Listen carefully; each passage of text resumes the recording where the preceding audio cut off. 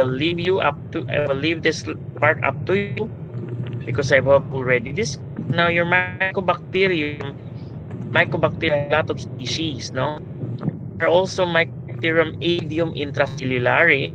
From the word itself, intracellular, mycobacterium are intracellular, meaning they live inside the cell in order to survive. Especially your M. tuberculosis or your Mycobacterium tuberculosis and Mycobacterium leprae are considered intracellular bacteria.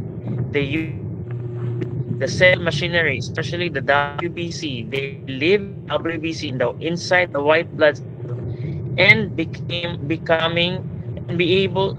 are able to survive inside the WBCs, no? So Mycobacterium avium intracellulare is another group of species that lives intracellularly, particularly the white blood cell, and are very common cause of non-tuberculous mycobacteria among patients who are immunocompromised, like HIV patients or AIDS, no?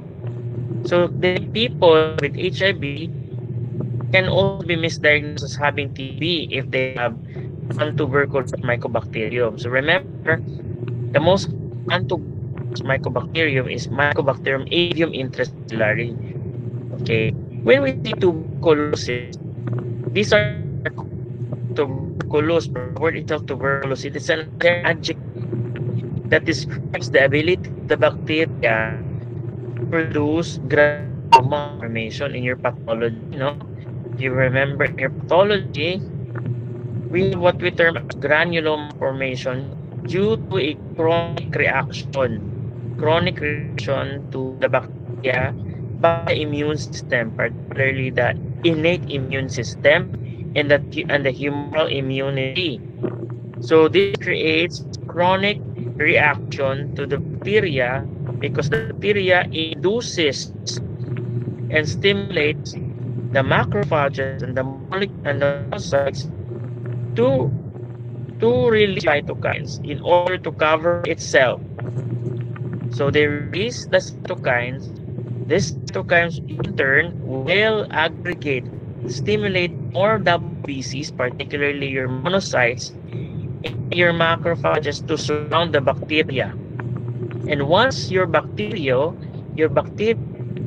Mycobacterium tuberculosis is surrounded by or covered by macrophages and monocytes, it creates a concealment. It creates or conceals itself from the rest of the immune system. That is why it is able to survive not being detected by the immune system. It avoids killing from the immune system because it seals itself from the chronic reaction produced by the monocyte and the macrophages due to the stimulation of your tubercle bacilli. So when we say tuberculous ni siyang organism, it means it can induce chronic granulomatous reaction. So if it is a non-tuberculous mycobacterium, just like your Mycobacterium avium intracellular, it is not capable of producing chronic granulomatous reaction. So read on the etiology, morphology. These are rods, and they can appear as slipping and snapping bacilli, no? Okay. So this is the appearance of your bacilli when you're cultured. Our culture medium of choice here would be Lowenstein Jensen agar. It contains egg yolk, and a lot of nutrients. Now remember, your Mycobacterium tuberculosis is very fastidious. What do you mean by very fastidious or fastidious organism? Anyone? Requires special nutrient food daw. Fastidious organism, biology, medtech. What do you mean by fastidious organism? Requires more nutrients. Wala. Okay. Learning issue. Sige. So, These are fastidious organisms. They really grow very slow. Some bacteria grow even up to 6 weeks, 4 to 6 weeks on average. So you don't have to wait for your patient for the growth from the culture. So what would be our specimen of choice here if we want to let the bacteria grow in Lowenstein Jensen agar? What would be our specimen here?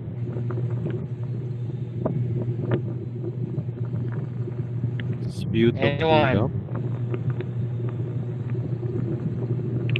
Sputum daw. So another learning issue. So we have a lot of specimens that can be grown on that can be inoculated or cultured in the Lowenstein Jensen agar of your sputum. That's why we let patients submit sputum, his early morning sputum for AFB culture. We can also do the bronchial washing if the patient cannot expectorate. Pediatric patient, dili kabaw mo spectorate ang mga pedya. So, we do bronchial washing, no? So, you will learn that in your pediatrics. I cannot hear you. Sige lang. I will disconnect na lang. Maybe I have some problem or issue.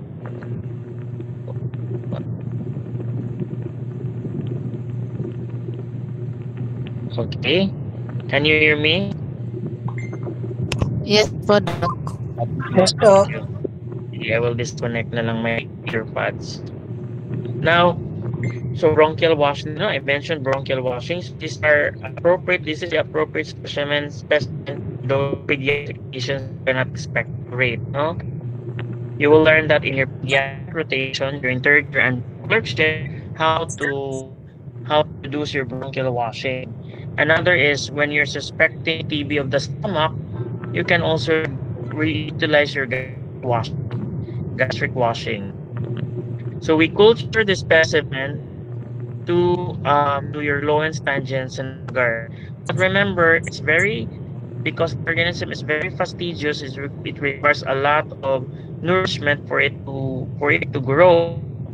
It grows 4 to 6 weeks. So if you have to wait for that growth, the patient will really deteriorate if you don't get the patient and you have to wait for the growth. So that's key as a from smear of the sputum or any specimen, you have to treat the patient medically. So it's the power of the doctor to treat the patient if he deems it necessary to treat the patient and diagnose the patient as having tuberculosis. So if you do not have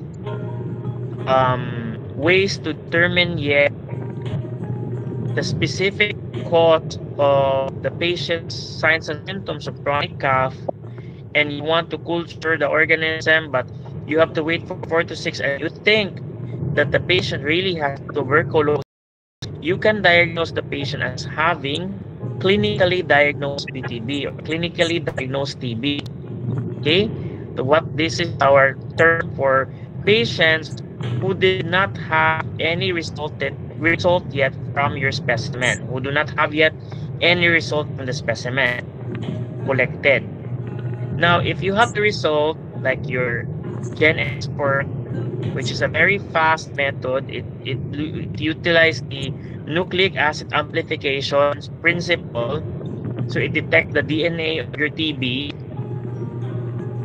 If you have the result already and it turns out positive, then the diagnosis of the patient becomes the bacteriologically confirmed TB. Okay. Now, if the medtech also reports that he has seen or she has seen AFB positive sputum, it is also a bacteriological diagnosis of TB. Okay, the mere appreciation of the morphology of TB bacilli in the smear, the growth of your TB in the culture medium, and or the result of your nucleic acid amplification test, your GenExpert, are all bacteriological diagnosis of TB. Remember that. If this any of these three turns positive, then it confirms that the patient has TB. If these three testings are not available, but think the patient has TB based on your clinical findings, based on your assessment, you can start the patient with the treatment of TB. However, the diagnosis of your patient is still on the clinical TB, clinical diagnosed TB. Okay, remember that.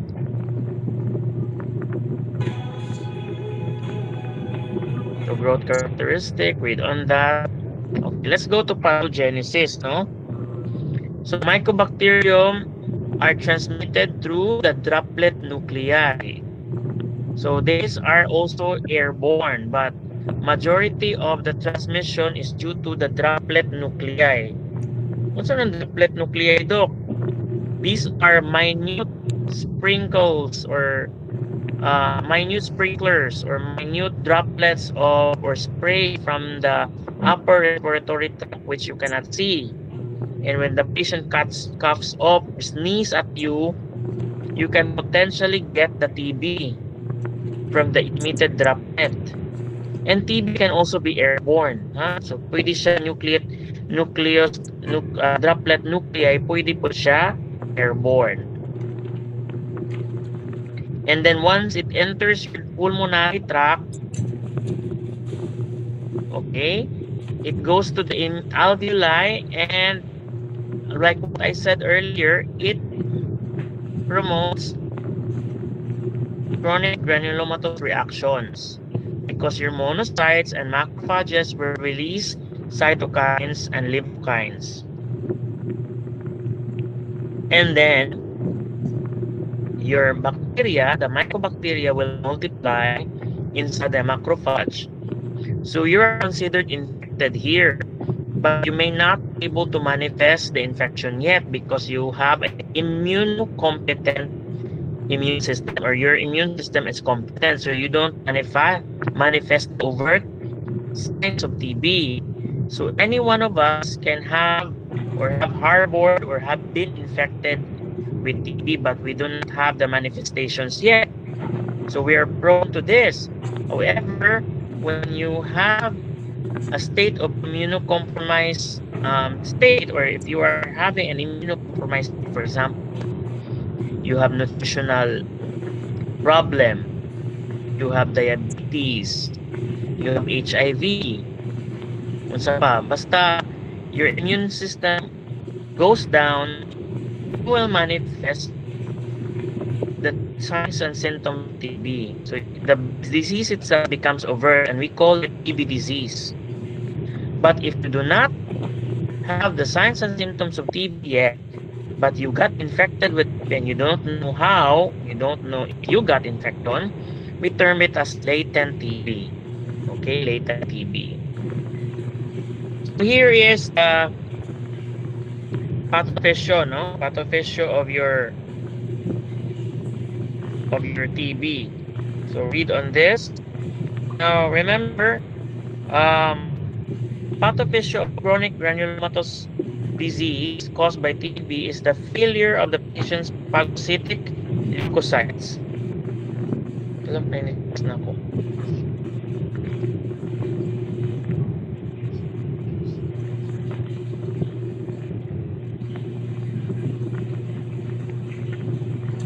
Yeah, pag ng patient.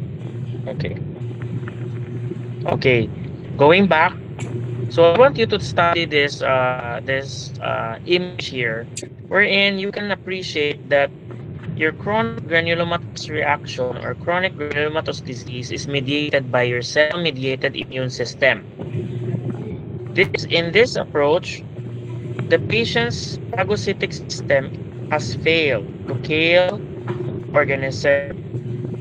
Then this will ultimately lead to pneumonia because of the acute inflammatory response. But later on, because the bacteria survives inside the WBC, particularly the macrophage, it induces the macrophage to produce their cytokines and chemokines, thus stimulating more macrophage to surround infected macrophage. And this is your caseous necrosis. In the central area where there is a necrosis is your caseous necrosis. And the surrounding monocyte and macrophages to the caseous necrosis is what forms the granuloma. So in itself, it will protect the TB from the immune system. Thus, your immune system will, we say, missed out TB. So, mag-survive yung TB ha. So, the production and the development of the lesion, which I mentioned earlier, granuloma, is due mainly by the number of mycobacteria and the type of the host and response. We have two principal lesions. We have exudative type and productive type. So when your immune system partially reacts to the presence of the bacteria, you will have an exudative manifestation. So patients you will usually present with URTI and fever, and thus they present as pneumonia. Murag pneumonia yung TB. Now, in an exudative type, or murag pneumonia or TB pneumonia, the exudative type is your TB pneumonia. It consists of an acute inflammatory reaction with edema fluid. So may edema formation sa baga. There is even exudations. And when you try to look at the biopsy of the specimen, it consists of polymorphonuclear leukocytes. So actually pneumonia. You think it would be more, but actually action from TB. Now, type is particularly seen in patients with active immune system. It may heal by resolution so that the entire exudate becomes absorbed. It may also lead to massive necrosis. You will see a lot of cavitary lesions in the lung. Or may dahang cavitary lesions. So probably the patient had TB pneumonia in the past, but it is now healed because the patient has an immunocompetent immune system. Okay? Now the second one is proliferative type. This one is common among patients who have the disability to kill the TB, and thus your TB becomes chronically present in the lungs. No? Now it can be associated with fibrosis or calcification in the lungs. So remember, when you do your X-ray and when the X-ray is reported by the radiologist, fibrosis or calcification, probably the patient had previous TB or the proliferative type of TB, and because of the medications that were taken with the patient, the granuloma formation has progressed to fibrosis. Nahimo na siyang scar.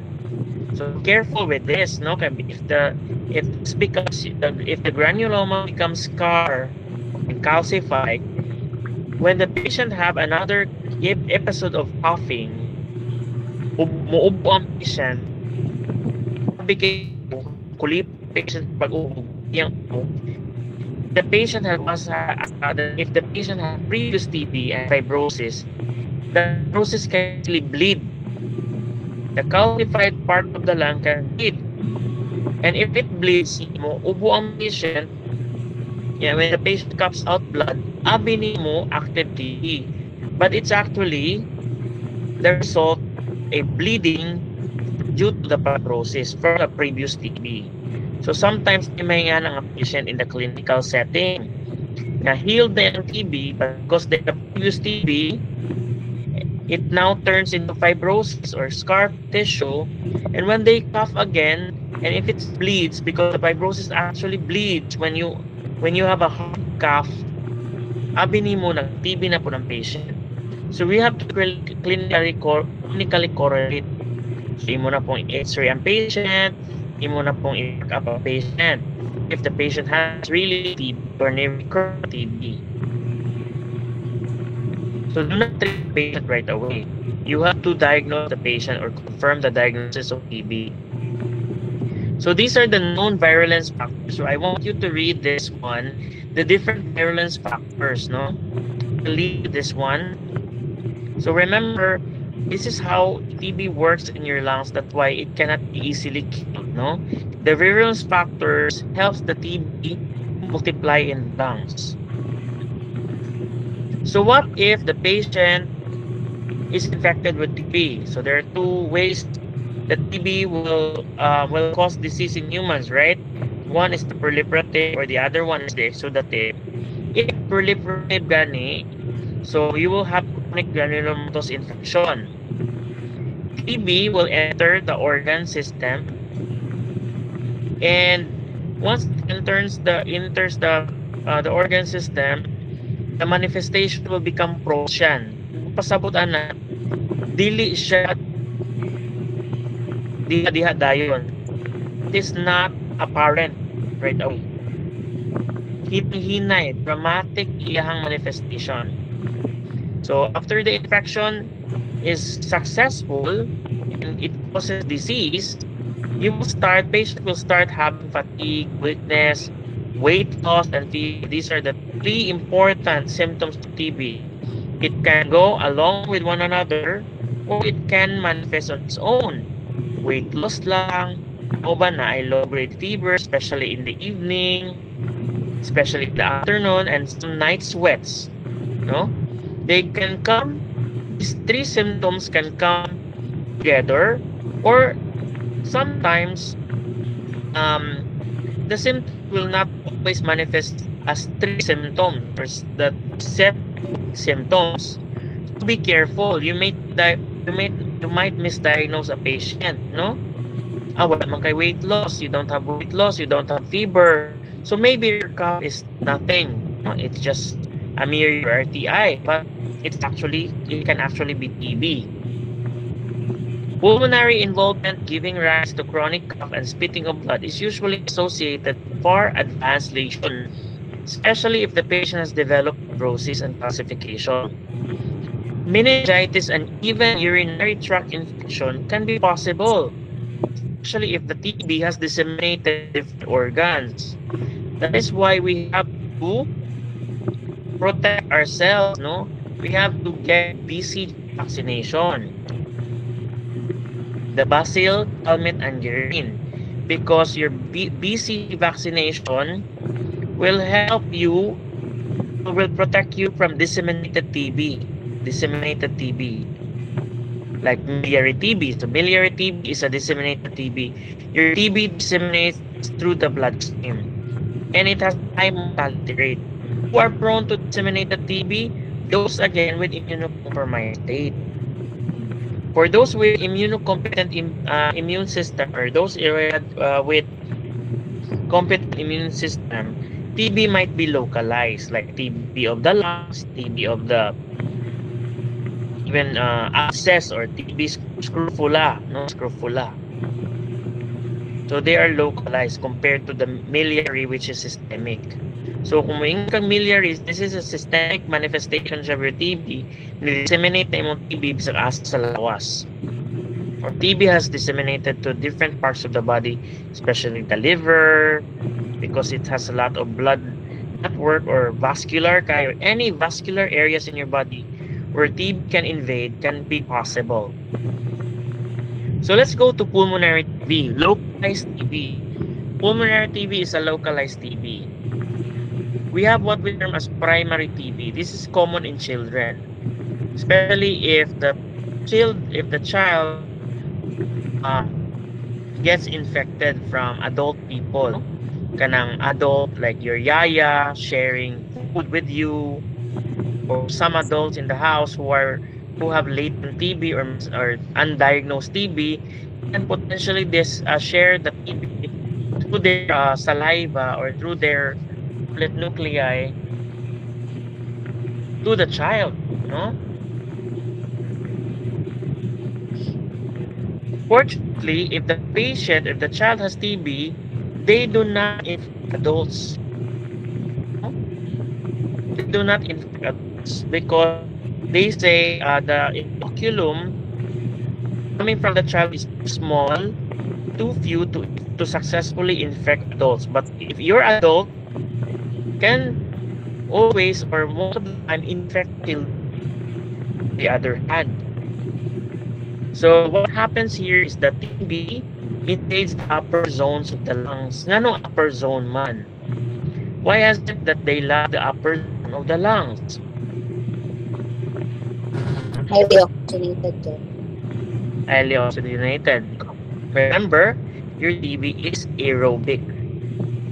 So they thrive in high oxygen tension areas.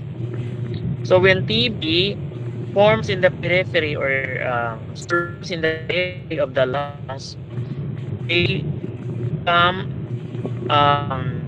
become focused or concentrated in the periphery of the lungs. They cause gone lesion. And then when this TB when the TB disease becomes apparent, patient will have dyspnea or chronic cough and dyspnea, yung magluwa pa dugo, hemoptysis, and accompanied by enlarged lymph node if you're going to palpate. So in your physical diagnosis, remember, if you have a coughing patient, you have to palpate the cervical lymph nodes because it will also become enlarged in patients with TB. Some patients will manifest with body malaise, and some patients will even have pleural effusion and erythema nodosum due to the hypersensitivity of the reaction. Remember, in the Philippines, or in general LDI, when you have a patient with pleural effusion and you don't have any reason why the patient has pleural effusion, fluid in the interstitial space, and when you palpate it becomes dull instead of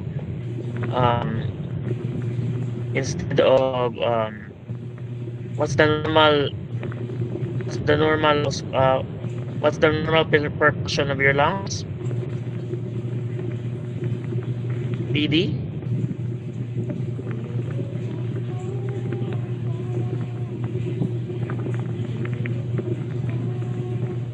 Nalimot ko. So what's the normal percussion findings for percussion? What do you hear when you percuss normal lung? Resonant. Resonant. Okay, but patient with pleural effusion, it becomes dull, no? So in the book, the patient presents with pleural effusion and does not have any symptoms of pneumonia or do not have symptoms of the most likely diagnosis or most likely impression that we're going to think is lung cancer, squamous cell cancer, or bronchogenic CA. But in the Philippines, it's the opposite. TB jud na in the Philippines. So we are one of a kind. Comparing to other countries, if the patient has pleural effusion, TB first. So do not always think of cancer. But cancer is a differential diagnosis for your TB, especially if the patient presents with pleural effusion. Okay. So, post-primary TB, patients who are prone to have post-primary TB or TB disease, no? They either present with pleural effusion or pneumonia. Or we also term it as COX infection. And for previously patients for TB patients who are previously having TB disease untreated. If you leave them untreated, because of the competent immune system, they will manifest as cavitary lesions. Cavitary lesions, pero na sila. It's the opposite, or it's different findings for with the proliferative or the productive type. They will have fibrosis and even calcification. And this is what we call the extrapulmonary TB. Extrapulmonary, meaning your TB is disseminated outside of your lungs. You have your miliary TB and even tuberculous meningitis, TB reaching your brain, infecting your brain. TB can also infect your heart, kidneys. Okay? So Pott's disease is another extrapulmonary TB where it infects the spine. Okay? And you have your scrofula, extrapulmonary TB infecting the lymph nodes of the neck. So this is a condition of extrapulmonary TB. So it can be caused by your Mycobacterium tuberculosis, or it can also be caused by Mycobacterium chimera, which mimics Mycobacterium tuberculosis. It can also be caused by your Mycobacterium scrofulatum and Mycobacterium bovis from the ingestion of your milk. So diagnostic criteria for tuberculosis versus bacterial meningitis. So if you're going to compare a patient with bacterial meningitis, meaning this is a meningitis, this is the inflammation of the meninges of your brain, or the brain covering the brain meninges, causing meningitis, inflammation. Other than bacteria, other than your TB, so your bacterial meningitis, no? So clinical finding, or what would be the characteristic of the CSF if you're going to examine the cerebrospinal fluid? Remember, if your patient has TB, meningitis, usually gram stain negative jud na, and will have a clean picture. And CT scan finding would have a hydrocephalus and basal meningeal enhancement. They will respond to anti-TB drugs. If you think the diagnosis is bacterial meningitis, you will not see a sterile CSF, but instead you will see neutrophils and lymphocytes in the CSF. There will be low concentrations of glucose in the CSF. And even if you don't give anti-TB drugs, they will respond to your antibacterial chemotherapy or antibacterial agents. So they do not respond to anti-TB drugs. So again, this slide lead us back to chronic granulomatous reaction. Like what I said, your TB tries to conceal itself by causing or creating a granuloma formation. So the immune system will be able to miss it. So let's go to the diagnosis of your TB. So if you're suspecting a patient with TB, this is the ideal specimen. We utilize the specimen based on the symptoms of the patient. If the patient has productive cough, then we utilize the sputum or bronchial washing. If you're suspecting gastric TB or TB of the stomach, we utilize gastric washing, no? TB of the kidney, urine, TB of the parietal pleural, we utilize pleural fluid. Tuberculosis meningitis, CSF, or TB of the synovial joints, we utilize joint fluid and other materials when we suspect TB in the particular organ that is infected. So we utilize this approach to read on this, and then we do smears, no? Sometimes out the smear, or we will miss out the appearance of the bacillus or the acid-fast bacilli in the smear, especially when you have a low yield, no? Gamay ra imong kuha nga TB, low yield ang tawag nato ana. Meaning, it means that the specimen does not produce sufficient number of bacilli to be detected through clinical microscopy. So munang low yield, no? So when we detect the TB from the specimen, we utilize those approaches, the carbophoxine, or we utilize the Ziehl-Neelsen, and the other one is the Kenyon approach. And the primary dye is your carbophoxine. We also utilize another approach to examine the appearance of your TB, no? And this is what we call the fluorochrome, no? The fluorochrome approach.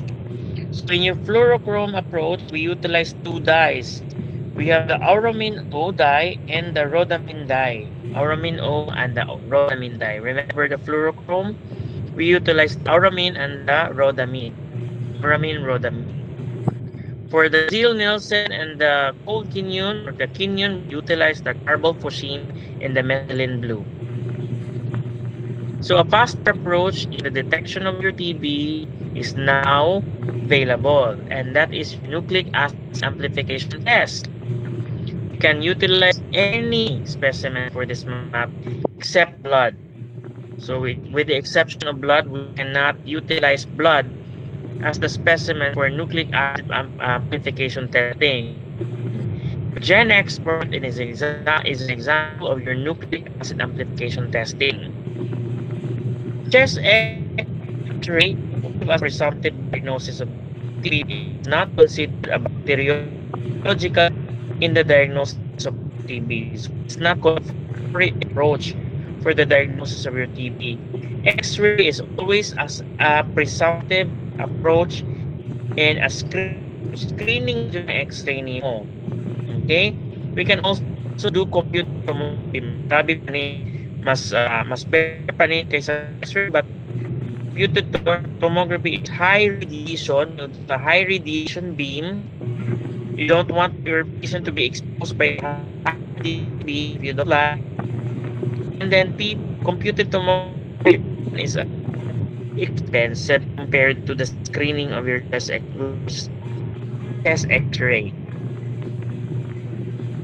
And of course, when we want to do speciation, ato i-identify kung unsa jud ni siyang class nga TB or Mycobacterium, we do culture and susceptibility testing.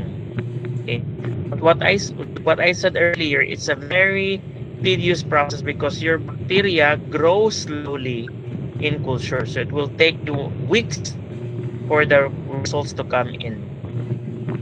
And we have screening tests. No? Another approach is your screening test, the Mantoux test, or the Mantoux tuberculous skin testing, or TST.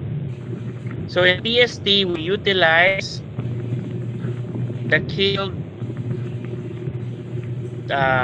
Mycobacterium bovis.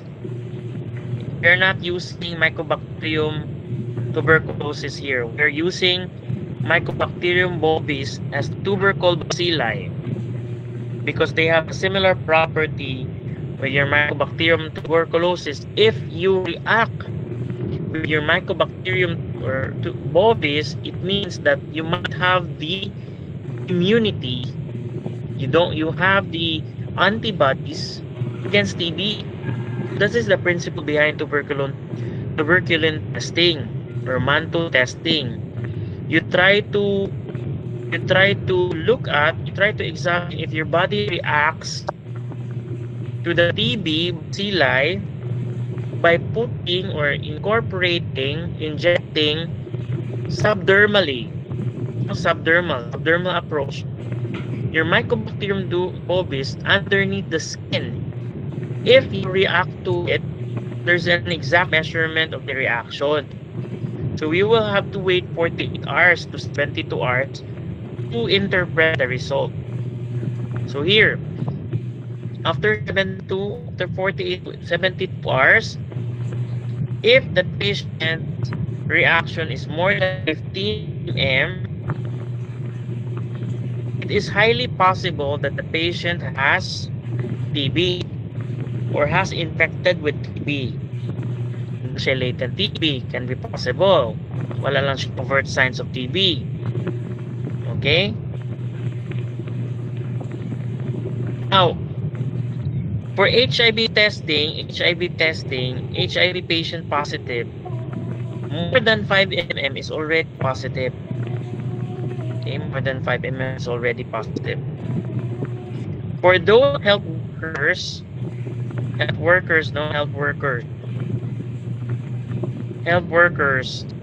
who are constantly being exposed to patients with TB, okay, we allowed reaction to reach up to 10 mm or even 15 mm.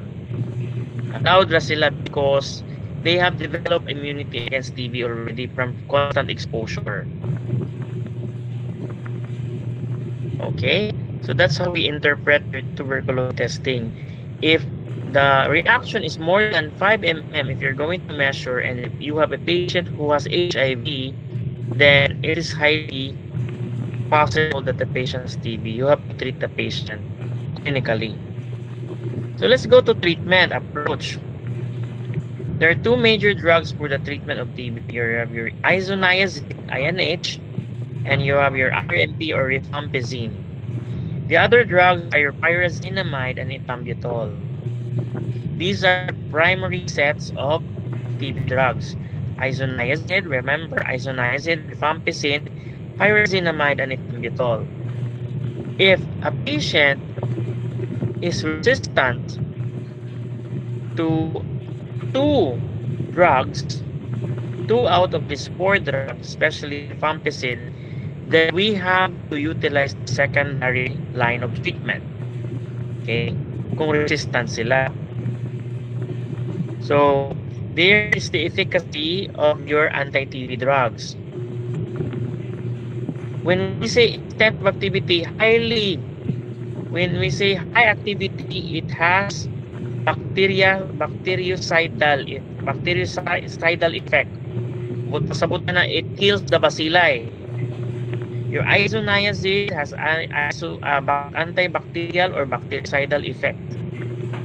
While sterilizing activities, rifampicin and pyrazinamide. While those with low bactericidal activity are your atomycin, pyrazinamide. What do they do, doc? If they have low bactericidal activity, they're more likely bacteriostatic. They stop the growth, but they don't kill the bacteria. Okay, this is how we give the regimen for TB. Remember, isoniazid, rifampicin, pyrazinamide, ethambutol. How do we give? Okay, so you have to remember this. If you diagnose the patient with TB, especially confirmed TB, bacteriologically confirmed TB, you have to start the treatment with the 4 drugs. Okay? 4 drugs for 2 months every day. No, every day. Then after 2 months, you have to evaluate the patient. You do a smear or chest X-ray of the patient to determine if the consolidation or the TB pneumonia has resolved. Or do smear, AFP smear. If there is no AFP smear, or if there is no AFP or acid-fast bacilli in a smear, you have to continue the continuation phase. You have to shift the treatment to continuation phase, which is the sterilizing phase, your isoniazid and the rifampicin. So you will just continue with 2 drugs after 2 months. Okay? If the doc, after 2 months, why is it that after 2 months we have to evaluate? Because if the patient remains to have active TB, or the smear of the patient after 2 months remains positive, it could be possible that the patient has resistant type of TB. Okay? If the patient has resistant type of TB, have to continue the treatment. The 4 treatments continue for another 2 months. So for a total of 4 months. So remember, the new regimen. You have to treat patient, continue the treatment HRZ 4 taps for another 2 months and reevaluate after 2 months. If the patient has now a negative result in the AFB smear and has improved his chest X-ray, then we will shift your 4-drug regimen to 2-drug regimen for another 4 months. Duha na lang katambal for 4 months. If the patient after 4 months remains positive with his AFB smear, or the X-ray result of the patient did not improve or does not improve, we have to shift the patient to secondary line of drug, because it is understood that the patient has resistant or drug-resistant TB. Gets? Gets tanan? Okay. Wala ka gets na natug na.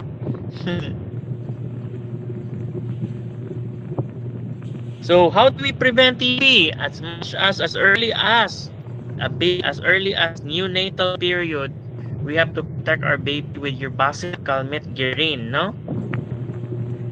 Okay. BCG vaccine. And your BCG vaccine, again, does not contain your TB bacilli. But instead, it contains your other bacteria. Other bacteria that mimics or has a similar property with Mycobacterium tuberculosis. No? I think BCG vaccine, the bacteria for BCG vaccine is your Mycobacterium bovis. No? Okay. I forgot. Nalamot na ko. Ito, itong bacteria nga nasa bovis best. BCG bacteria in BCG. Who can guess? Ang Bacillus Calmette Guerin, Doc? Mycobacterium bovis lagi. Tiguang naman ko. Sige, Mycobacterium bovis. Okay? So it's not the Mycobacterium tuberculosis that is found in your BCG vaccine, but the Mycobacterium bovis. So muna tanawan yung right arm, right shoulder, nabamoy mark, nabamoy scar, BCG scar. Because if you have a BCG scar, it means that your immune system reacts to the Mycobacterium bovis by creating a chronic granulomatous reaction. So kung naka-scar na, imagine na lang if TB goes into your lungs and creates a scar. That the skin niya, if sa lungs are involved, so your MOBIs will stimulate your immune system through your chronic granulomatous reaction, but your Mycobacterium bovis is killed. It does not cause any harm, but instead it protects you from the debilitating forms of your TB, like your miliary TB or the disseminated TB. So what are the other bacteria? Mycobacterium avium complex, intracellulary. I have already mentioned this. This is very common for patients with immunocompromised state.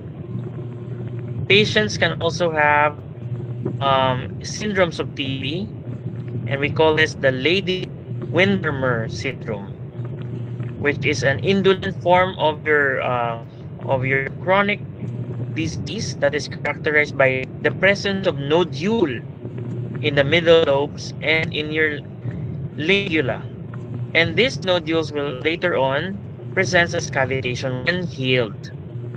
Okay. This is Japanese Mycobacterium kansasii. It is a photochromogen, meaning it creates pigments when they are exposed to light. Again, very common in those patients with impaired immune response. Scrofulosome, this is the one that causes scrofula, very enlarged lymph nodes, no? In some African countries, where patients, particularly children, have cervical lymphadeninitis. The lymph nodes are not tender, but very engorged. When you try to tap it, it can explode. No, explode. It can rupture. We have a Mycobacterium marinum or marinum and Mycobacterium ulcerans cause skin ulcers from infected swimming pools, and they are the one that causes your swimming pool granuloma.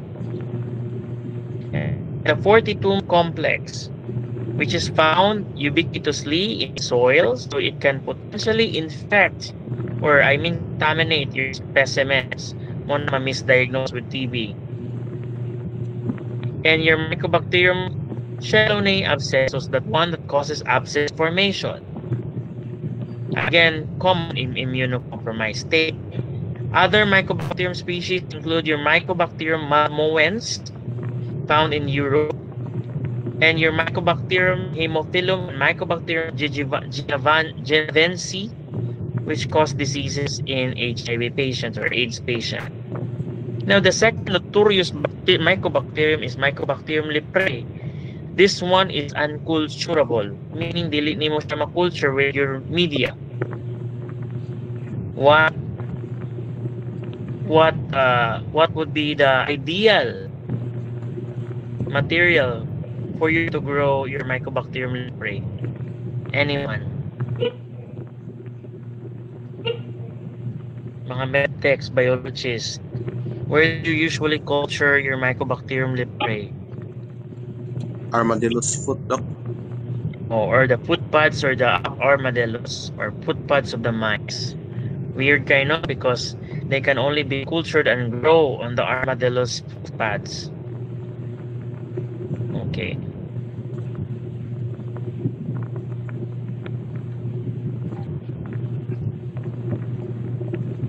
So this one causes Hansen's disease or leprosy.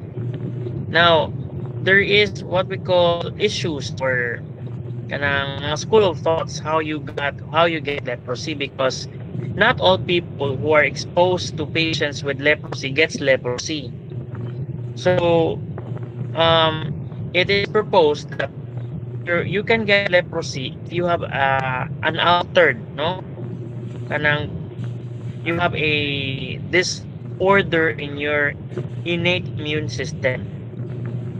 So they are suggesting that if you have a disorder from your innate immune system, you can get leprosy.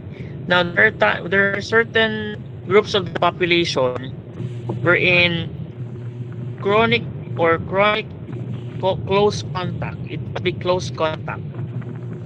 Chronic close contact to patients with leprosy can also be another reason why leprosy can be transmitted to these people who are close contact.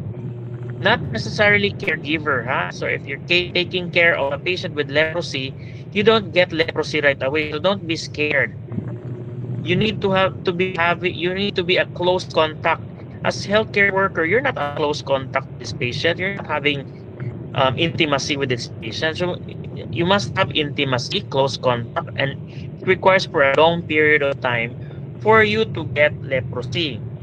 But if you have a dysfunctional or a disorder in your innate immunity, most probably you can also get leprosy. Epidemiology. Actually, before, we're so scared of leprosy that we tend to isolate these patients to leprosarium. But now, we try to medicate them. We try to manage leprosy in the community level because they're not that infectious compared to your TB. Now, the problem with leprosy, because they're undiagnosed, okay, stigmatized man, you get scared people get scared when you have leprosy and you want to hide if you have leprosy. So this remains, a lot of cases are undiagnosed. By the time you diagnose them, they already have complications, no? Like one of the most common complications of your leprosy would be the scar formation and the deterioration of some body parts. Nangawagtang imong ilong, nadunot imong fingers, nadunot imong ears. So deterioration of body parts. And if you would observe them, nga diri man sila sa ilong, sa ears, testicles even, and fingers, because these are colder areas in your body. So they love to thrive in colder areas in your body. The incubation period is very long, 2 to 10 years, no? So by the time you diagnose patients with leprosy, it may be too late. There's already damage to the specific organs involved. Now, if you would look at the patients with leprosy on the early phase of the infection, they will have a distinct lesion, no? Lesion jud na, skin lesions, no? These lesions will range from hypopigmented lesions, abay mo up, hypopigmentations, malassezia 4-4. You think it's up or fungal infection, but it's actually leprosy. Some patients would also have a diffuse or discrete erythematous lesion. Puwa kaayo. Abi ni mo psoriasis po. You have not yet encountered psoriasis, some patients will have singular or sometimes multiple guttate, circular lesions, very erythematous. It can be misdiagnosed as having psoriasis. So the late sequelae of your leprosy would be the neurologic disturbance. Paresthesia, neuritis, painful nerves, paresthesia, absence of sensation, trophic ulcer, meaning you have your chronic gangrene and chronic ulcers because you did not notice the pain. There's no more pain. You did not notice the wound already, and some bone resorption and shrinking of the digits and some body parts. Now, there are two forms of disease. Remember this: the lepromatous type and the tuberculoid type. The lepromatous type is the one that is progressive and malignant. It is said to be very infectious. Now, when you examine the skin of this patient with lepromatous type, you will see abundant acid-fast bacilli in the skin lesion, and it is even described as boxcar shape, or as the shape, the bacteria in a cigar, packs of cigar. You will notice that the bacteria are lining up inside the WBC or inside the Langerhans cell. Remember, the Langerhans cell is a WBC found in your skin. And the other one is your tuberculoid type. It is non-progressive and benign, so it will take very slowly and patients will not notice that they have leprosy. Eye involvement is common when the leprosy infects the eye. Okay?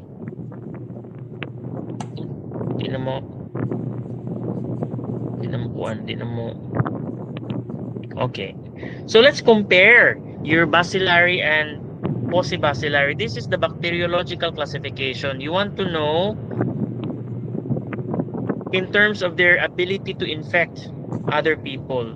So your paucibacillary is non-infectious. So they will not infect people. Your multibacillary is infectious.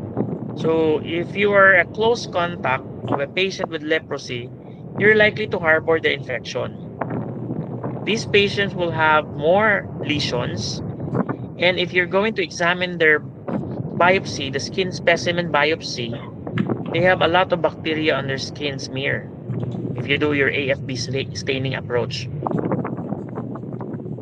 So what is our approach in the diagnosis? If you suspect a patient with leprosy, So naa siya chronic lesions, hypopigmented lesion, or erythematous lesion that has been there for months and years. And there is also hyposthesia or paresthesia, meaning dili naka-feel og pain ang patient when you try to poke a needle or pinprick needle or pin on that area.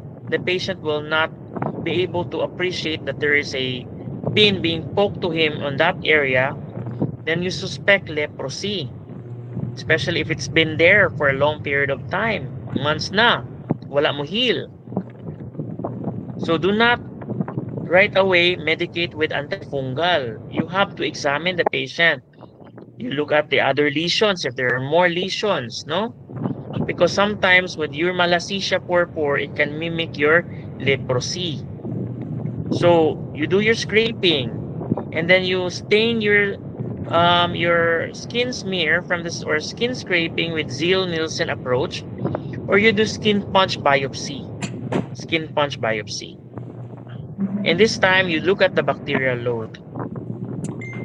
So here is the appearance of Mycobacterium leprae arranged in a cigarette arrangement pattern, no? Mas daghan sila compared to your Mycobacterium tuberculosis. They are more likely to compact or to aggregate compared to your Mycobacterium tuberculosis. Okay, so this is the skin collection approach in your skin biopsy. Before we rotate in the skin clinic in Cebu, but now you don't rotate naman during your clerkship. So we used to assist our dermatologists in doing skin punch biopsy. So when you subject the patient's skin biopsy, the pathologist will classify the skin biopsy according to the Ridley or the Redley-Jopling's histological classification.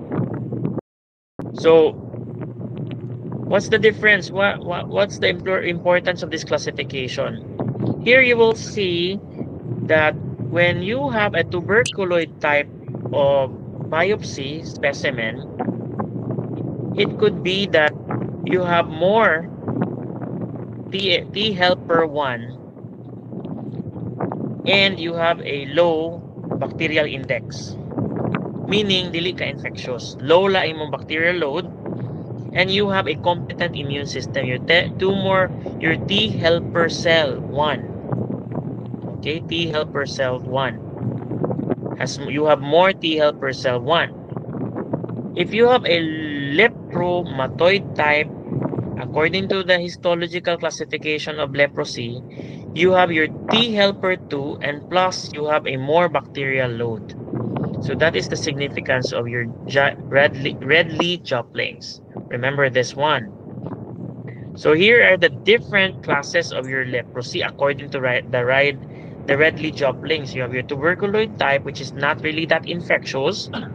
You have borderline tuberculoid leprosy, the mid-borderline, and the borderline lepromatous, and the lepromatous type, which is really infectious. So how do we treat patients with leprosy? No? The first line of treatment for leprosy is dapsone. This is the one that causes hyperpigmentation. Mulagom ang pasyente. Nilagom siya. So magluta tayo na lang ang patient, nilagom man siya. So one of the reactions of your dapsone therapy is you have a darkening skin.